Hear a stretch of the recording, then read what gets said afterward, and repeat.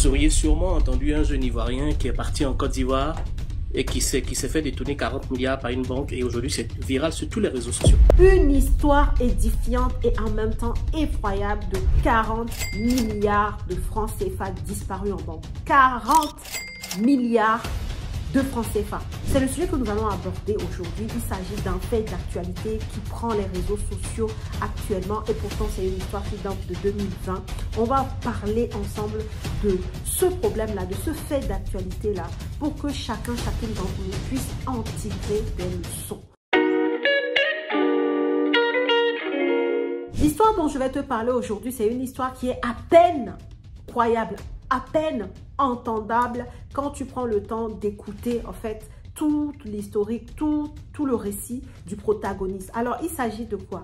Il s'agit d'un jeune Ivoirien qui, après plusieurs années resté en France à travailler dans de gros groupes, c'est un docteur en architecture et en économie de la construction, dénommé Julien Amon Kofi. Je lis en même temps pour ne pas écorcher son nom. Julien Amon Kofi, un jeune Ivoirien qui laisse tout en 2018 pour l'appel du continent, pour aller participer au développement de l'Afrique et notamment de son pays, la Côte d'Ivoire. Donc, comment lui comptait participer au développement de son pays? C'était simplement de mettre à disposition les compétences qu'il a acquis et surtout qu'il utilisait déjà en Europe parce que c'est un docteur en architecture, comme je l'ai dit, et également en économie de la construction. Donc, le monsieur rentre chez lui, crée une structure pour pouvoir construire des maisons, des appartements, des buildings dans lesquels étaient censés être logés des milliers d'Ivoiriens. Voilà le projet qui l'amène à rentrer. Donc, il arrive sur place, il cherche son financement sur place en présentant son projet, l'architecture, tout ça. Et malheureusement, il n'a pas trouvé de financement sur place en Côte d'Ivoire. Donc, par on va dire, des concours de circonstances, il tombe sur une personne qui connaissait une banque européenne, Barclays Bank, qui décide donc de financer le projet. Donc, dans un premier temps, il fait un appel de fonds de 30 millions d'euros, d'accord? 30 millions d'euros qui partent de Londres, Barclays Bank, pour arriver dans les comptes de son notaire dans une banque ivoirienne. Donc, je crois que la banque s'appelle Société Ivoirienne de Banque, en fait, la CIB. Donc, l'argent arrive, mais finalement, monsieur Julien Amon Kofi n'aura simplement jamais touché cet argent jusqu'au moment où on se parle.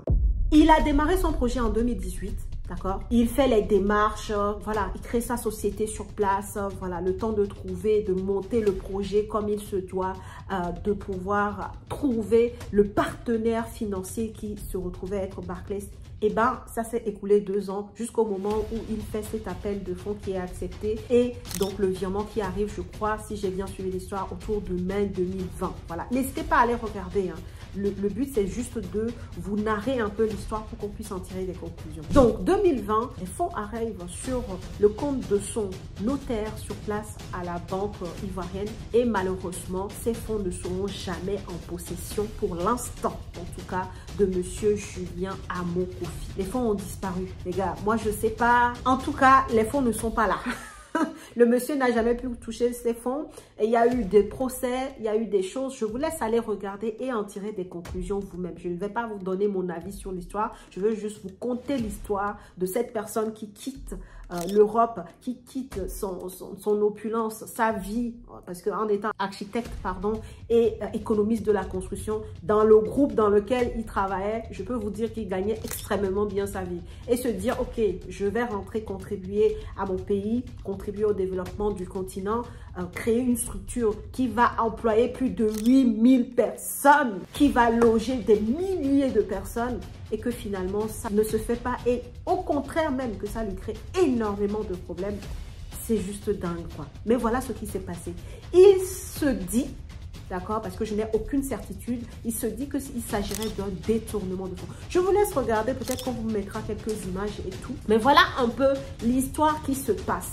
Maintenant, avant même de te donner en tout cas, les leçons que j'aimerais qu'on tire de cette histoire, de cette personne-là, parce qu'on parle de 40 milliards, tu peux te dire, ouais, c'est trop loin de moi. Non, ça peut être moins que ça. Il se peut qu'il y ait des personnes qui ont eu ce même genre de difficultés avec moins de montant d'argent. Ça reste quand même d'énormes sommes. Ça reste quand même le principe de se dire, je rentre chez moi, je rentre sur mon continent pour créer de l'emploi, pour créer des structures, pour redorer le blason de l'Afrique et finalement que ça ne se passe pas, que bien au contraire, que ça te crée des ennuis. Ça peut arriver à tout le monde et c'est pour ça qu'il est important donc que tu écoutes extrêmement attentivement la suite de cette vidéo. Donc ce monsieur en question, monsieur Julien Kofi, en parle sur les réseaux et d'ailleurs il a intervenu dans un live, il me semble, où il dit ceci, écoute attentivement. Je me suis arrêté parce que j'ai une expérience que je suis censé partager pour éviter que ces choses arrivent encore à un autre Africain. Je suis docteur Julien Kofi. Vous auriez sûrement entendu un jeune Ivoirien qui est parti en Côte d'Ivoire et qui s'est fait détourner 40 milliards par une banque et aujourd'hui c'est viral sur tous les réseaux sociaux. C'est vous? Elle dit c'est moi, oui c'est moi. Alors moi je veux par principe que tous les... 40 milliards? Oui, par la cible, la société ivoirienne de banque. Actuellement c'est viral sur tous les TikTok, Facebook, ça en a partout.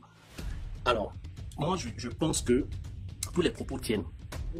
Mais dès l'instant où on parle d'investissement, on ne peut pas faire d'investissement si on n'est pas en bonne santé. Ce que je ne puisse pas comprendre, c'est que quelqu'un qui vit en Europe, pour que tu puisses avoir l'âge d'aller profiter de ton investissement, il faut que tu sois capable de bien vivre ici, d'abord. C'est-à-dire que tu as une hygiène de vie, ça te permet d'économiser, de commencer un premier investissement ici. Et puis le jour où tu es censé rentrer, quelques semaines ou quelques mois avant, tu commences à préparer ton retour. Ce que je ne puisse pas admettre, c'est des gens qui vivent dans des conditions, comme disait la maman tout à l'heure, dans des conditions assez minables, prennent tout ce qu'ils ont, vont investir. Et puis une fois, ils arrivent sur place avec leur investissement, l'investissement échoue, et quand ils reviennent, ils sont incapables de vivre dans de bonnes conditions ici, ils ne sont ni là-bas, ils ne sont ni ici. De bien vivre, de bien manger, de bien te soigner, tu mets de l'argent de côté parce qu'un jour tu aspires retourner chez toi dans ton pays. Tu as beau rentrer dans ton pays avec tout l'argent que tu as, avec une mauvaise santé, tu vis mieux là-bas ou pas? Non, mais c'est relatif, ce que vous dites pas. Non, je pose une question. Est-ce que tu vis mieux là-bas ou pas? Et ça, c'est la première chose. Tu arrives là-bas, tu perds ton investissement. Moi, je prends un exemple tout con. J'aurais pas investi en France. D'accord? Et Dieu seul sait avec les fonds que je suis rentré en Côte d'Ivoire. Et c'est pour une histoire politique. Aujourd'hui, je suis revenu en France. Même si je suis quelque part dans le monde entier en mission. Si j'avais pas investi ici, je serais en train de venir vivre comme un clochard ici. On a vu une émission sur M6 où un Africain est parti avec tous ses investissements pour faire un studio d'enregistrement. Aujourd'hui, il vit dans le bois de Vincennes. C'est pour ça que je dis tout tient. Moi, j'ai pas de problème avec ça. Mais je dis, faut pas rogner sur son hygiène de vie ici pour dire, je vais aller faire un investissement quelque part. Et comme dit la maman, en fait, tu ne peux pas avoir le cul sur deux chaises. Tu ne peux pas être ici et puis aller faire des investissements dans un endroit où tu n'y vis pas. Parce que quand tu vas arriver, tu sais exactement dans quelles conditions tu vas trouver ton investissement. Donc, tu ne vis plus ici, ton investissement est dilapidé. Donc, c'est pour ça que je dis, ça tient. Mais tout ce que moi, je peux donner comme conseil, c'est de ne pas rogner sur sa vie. Parce que dans tous les cas, ta vie, elle est ici. Tu payes tes impôts ici. Tu as beau te serrer dans un métro comme tu veux et que tu ne veux pas t'acheter une voiture. Mais dans tous les cas, plus que tu mets ta vie aussi bien de façon rude, tu diminues ton espérance de vie et ce que tu gagnes ne peut pas te permettre d'aller vivre là-bas. C'est tout simplement ça. Comme tu as pu l'entendre dans cette vidéo, je te l'ai fait courte, mais tu peux retrouver la vidéo longue sur TikTok, il me semble, ou alors même sur YouTube. En tout cas, tu peux chercher. Si tu es vraiment curieux, et j'espère que tu l'es effectivement, tu peux aller vraiment t'intéresser à cette histoire pour vraiment en savoir davantage et comprendre son point de vue aujourd'hui qu'il a exprimé dans ce panel-là. Donc, le monsieur, il dit quoi? Il dit... Vivre en Europe ou en Occident de façon générale comme un clodo, vivre en toute petitesse, se restreindre, être frustré et se dire que je vais aller investir en Afrique, c'est une erreur. Parce que ça joue sur ta santé, parce que tu ne sais même pas si ton investissement de l'autre côté, ça va donner en fait. Et tu t'imagines, et c'est là où vient la leçon, que tu fais ça, c'est-à-dire que tu te restreins là où tu vis et pourtant c'est là où est établie ta vie. Hein. Tu payes tes impôts, tu payes tout, tu vis quelque part, tu laisses tomber toutes les opportunités de cet endroit. Tu te restreins, tu te frustres et te dire que je vais rentrer au pays au bout de 15 ans, au bout de 20 ans pour pouvoir aller réaliser des investissements. Tu arrives là-bas, tu investis et puis patatrac. Il t'arrive comme à lui, comme à d'autres personnes, parce que là, on parle de 40 milliards, ça fait du bruit. 40 milliards de francs CFA, donc 30 millions à peu près d'euros.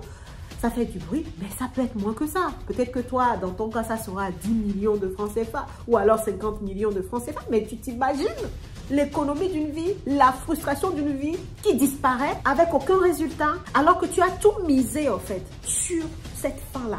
Cette fin de je rentre chez moi, je vais aller investir chez moi. Et donc, il nous dit dans sa leçon qu'il vaudrait mieux vivre convenablement, arriver à épargner, surtout investir là où tu vis, investir, je répète, là où tu vis et préparer tes investissements dans ton pays d'origine pour quand tu seras prêt, rentrer. Et il dit même, quand tu l'écoutes bien dans la vidéo, que n'eût été qu'il avait des investissements en Europe avant de rentrer en Côte d'Ivoire et avoir ces problèmes-là, il serait devenu un clochard. La team, je vous parle souvent ici, je pense que ce n'est pas la première vidéo que je fais, où je parle de ce fait-là, de se dire je vais aller investir chez moi. Moi-même, je suis togolaise, je suis africaine et j'ai plein de projets et j'en fais des projets en Afrique déjà. Mais je suis la première à vous dire, prenez contrôle de tout ce que vous pouvez là où vous vivez. Parce que là où tu vis là, c'est là où tu as la main là tout de suite. C'est là où tu te lèves tous les matins. C'est là où tu peux être au contrôle. C'est là où tes activités peuvent beaucoup plus fleurir parce que tu es là pour les suivre aux petits oignons. Et c'est une manière pour toi, surtout pour ceux qui sont comme moi, se dire que je vais aller développer mon continent, je vais aller faire d'autres choses. C'est un moyen pour nous d'avoir une sérénité financière, d'avoir une assise financière, de préparer demain et de parer aux risques qu'on pourrait encourir dans notre pays d'origine parce que parfois les choses ne se font pas comme on veut. Parfois on a comme ce monsieur des problématiques, des dénouements malheureux. Et si on ne prépare pas l'autre côté, c'est-à-dire si on met tous nos œufs dans le même panier et qu'on prend toute une vie d'économie, de privation pour aller investir au pays et qu'on arrive et que le résultat est ce qu'on voit comme ce monsieur, est-ce que ça, c'est pas le genre de problème qui peut te donner une crise cardiaque? Dans la vidéo, tu as entendu monsieur docteur, d'ailleurs je vais l'appeler docteur parce que c'est son titre, docteur Julien Kofi, il dit c'est moi et puis il rigole. Qu'est-ce que ça montre? Ça montre que ce n'est pas une fin en soi pour lui ce qui est arrivé. D'ailleurs, dès qu'il est revenu en Occident, il a trouvé son emploi. Il avait déjà des investissements ici qui roulaient pour lui. Donc, le monsieur n'a pas de problème d'argent pour vivre au jour le jour. Il n'y a pas ça pour lui. Mais toi, qui te prive, qui fait tout, qui finalement même part de l'Europe là, avec tout ce qu'il a pu avoir comme épargne, toutes les privations, là, le résultat de tout ça, tu pars, tu rentres chez toi. Et tu te confrontes à ce genre de problème. Quid de ta vie en fait? Quid de la vie de tes enfants? Quid de tout ce que tu auras donné comme sacrifice pour que ce projet aboutisse et qu'il n'aboutisse pas? Encore une fois, vouloir investir chez soi ou en Afrique ou je ne sais pas d'où tu es, vouloir rentrer chez toi, aller investir, moi je ne peux que applaudir parce que moi-même je le fais. Mais ne faire que ça, ou alors mettre sa vie en parenthèse en attendant que ça se fasse, c'est une erreur monumentale. Et j'espère que des expériences comme celle de ce monsieur t'édifient, te remet, te donne ce déclic-là pour te dire que, ok, je suis en Occident, je veux investir au pays, mais alors, vaut mieux que je fasse la stratégie de l'araignée, que je mette mes pattes un peu partout pour que si jamais il y a un côté qui glisse un peu, qui n'est pas droite comme je veux, eh ben, il y a l'autre côté qui prend la relève. C'est ce que ce monsieur a fait et c'est pour ça qu'il est détendu quand tu l'entends parler. Et ça, tu peux aller voir dans toutes les vidéos qu'il a faites, dans les interviews qu'on a pu le faire. Le monsieur, il est zen parce qu'il a diversifié ses revenus. Parce qu'il n'a pas compté que sur je prends tout là. Il n'a pas tout vendu en Europe et puis il est rentré chez lui pour dire non. Il a laissé tourner certains investissements. Comme il l'a dit, il a vendu certains de ses actifs. Mais surtout, il a laissé tourner certains investissements qui lui ont permis de revenir et d'être tranquille avec sa famille sans mettre ses proches en difficulté par rapport à ses ambitions pour le continent. Donc voilà pourquoi une personne comme moi, on a décidé d'investir en Europe et également ensuite d'investir en Afrique, de contribuer au développement de l'Afrique, comme je le disais tout à l'heure, de faire la stratégie de l'araignée, de s'étaler sur plusieurs continents, dans plusieurs pays pour justement s'assurer une sécurité financière. Donc si toi qui me regardes, tu souhaites faire cette même stratégie de l'araignée et que tu veux investir en France, tu es sur le bon canal, la bonne chaîne et d'ailleurs on est en pleine promotion de notre programme Boost ton patrimoine qui te permet en 10 mois d'acheter ton bien immobilier rentable en France. Si tu es intéressé, tu cliques sur le lien en description de la vidéo pour nous rejoindre. D'ici le 10 avril, il y a une grosse promotion en cours sur le lancement de ce programme-là. Donc, tu peux en profiter. Rejoins-nous très rapidement pour avancer, pour diversifier tes sources de revenus et éviter d'être dans ce genre de problématique si tu comptes investir au plus. Donc voilà ce que je voulais te raconter dans cette vidéo. Elle est plus longue que prévu, je suis désolée, mais il y a de quoi dire. Et surtout, si ça peut t'éviter de faire certaines erreurs qui vont te coûter peut-être même ta santé mentale ou ta santé tout court, et surtout catapulter ta famille dans des conditions incroyables, et bien ça sera tant mieux. Si la vidéo t'a plu, je compte sur toi pour la partager massivement. Le vécu de ce monsieur-là peut édifier beaucoup de personnes. Son vécu peut éviter à d'autres personnes de tomber dans les mêmes travers en fait. Donc, je compte sur toi pour partager massivement. N'hésite pas à me mettre ton avis, tes avis en commentaire. On est là pour partager. Moi, je prends la position de chacun. On n'est pas obligé d'être d'accord sur tout, mais on peut quand même s'édifier en apportant chacun notre raisonnement. En tout cas, merci d'avoir suivi cette vidéo et je te dis à la prochaine vidéo.